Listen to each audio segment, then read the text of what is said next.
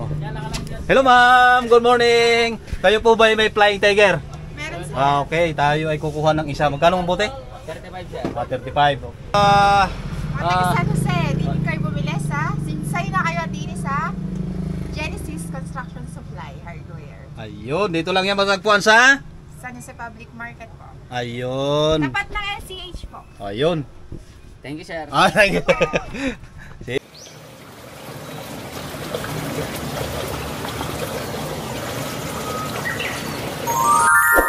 Hello, good morning mga master. Tutungo tayo ng bayan ng San Jose. Tayo bibili ng bibili tayo ng Flying Tiger na gagawin nating pang gatong natin dito. Dahil ito ay gagawin natin na kalan na pampalit sa pang-alternate sa butane. Pag tayo ay may camping, kasi magka-camping tayo next Sunday o sunod na linggo tayo magka-camping, gagawin natin tong pang-kalan.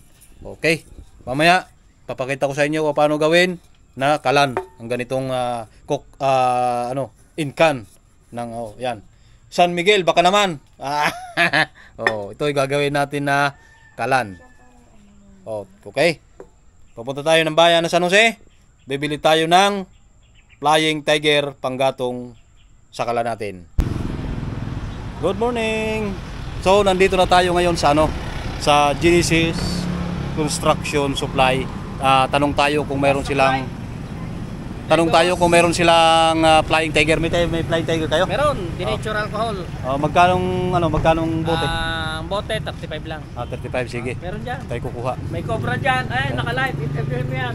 Yan naka-live diyan. Hello ma'am, good morning. Kayo po ba ay may Flying Tiger? Meron sir.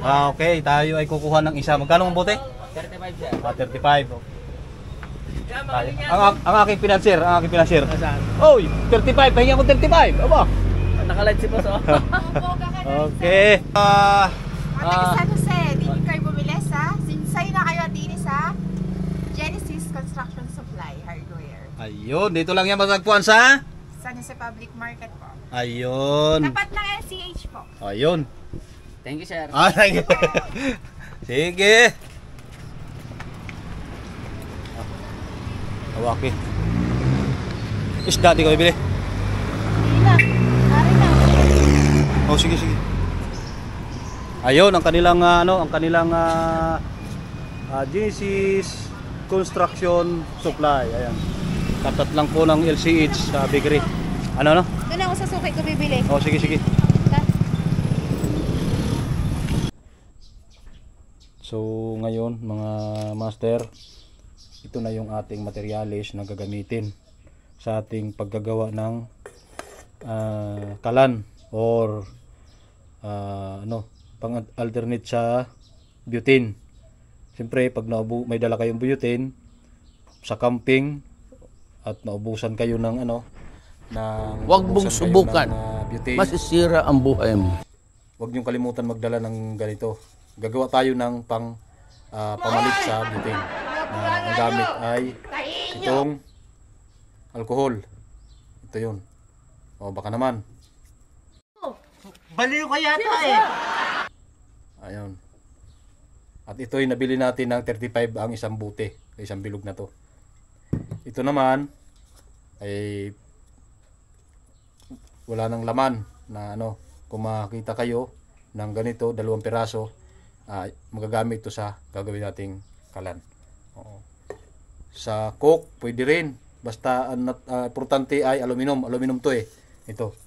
Aluminum to. Yan. Tapos ito pa. Pang marker natin, pentel pen or another na may kulay. Kahit anong pwedeng pang kulay kasi mamarkahan natin yan sa ating pagpuputol. At ito gunting, kutsilyo pang umpisa natin. Makikita niyo mamaya kung paano. Tapos ito naman pinaka handle or patungan ng ating marker mamaya para makita ninyo. Ipapakita ko sa inyo. Okay?